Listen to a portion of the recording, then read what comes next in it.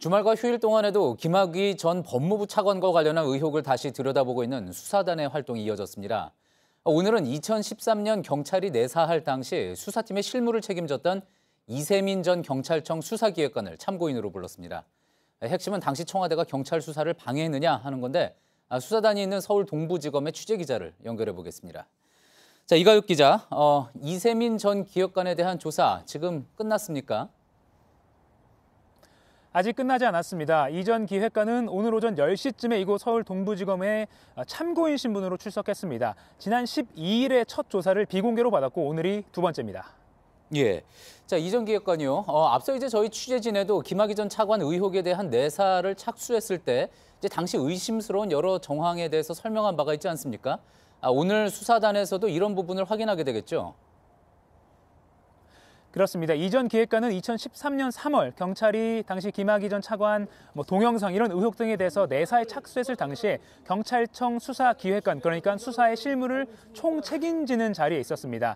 말씀하신 것처럼 JTBC를 비롯한 일부 취재진에게 당시 상황을 설명한 바도 있는데 청와대가 김 전 차관의 내정 사실을 발표했을 그날 오후에 경찰 직원 2명이 직접 청와대를 방문해서 김 전 차관 성범죄 의혹을 보고했다 이렇게 주장한 바 있습니다.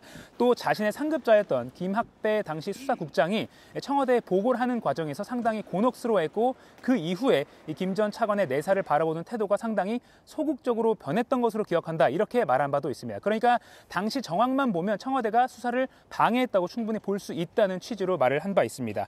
특히 이 전 기획관은 이런 자신의 설명에 대해서 이를 뒷받침할 수 있는 업무 수첩이나 메모가 있기 때문에 이를 수사단이 발족하면 적극적으로 내겠다 이렇게 밝혔는데 오늘 조사에서도 진술도 이렇게 적극적으로 했을 것으로 보입니다.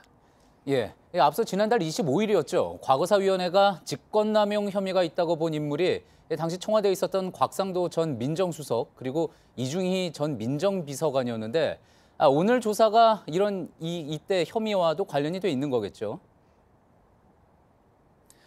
네, 맞습니다. 그런데 이 말씀하신 두 사람이 경찰 수사를 방해했거나 방해하는데 관여했는지를 확인하기 위해서는 좀 더 많은 조사가 필요해 보입니다. 특히 당시 경찰에서 청와대와 연락을 직접 주고받은 것으로 지목된 이 경찰청 당시 수사국장이나 또 더 윗선인 경찰청장에 대한 조사도 필요합니다.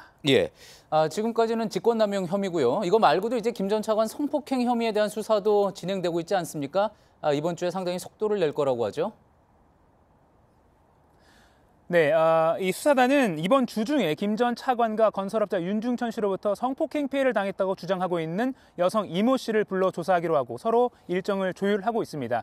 특히 이 씨는 당시 김학의 전 차관이 윤중천 씨로부터 돈봉투를 받는 장면을 목격했다 이렇게 앞서 경찰 조사에서 진술한 바가 있기 때문에 이 수사단이 이 뇌물 관련 혐의를 수사하는 데도 상당히 속도가 붙을 것으로 보입니다. 지금까지 서울 동부지검에서 JTBC 이가혁입니다.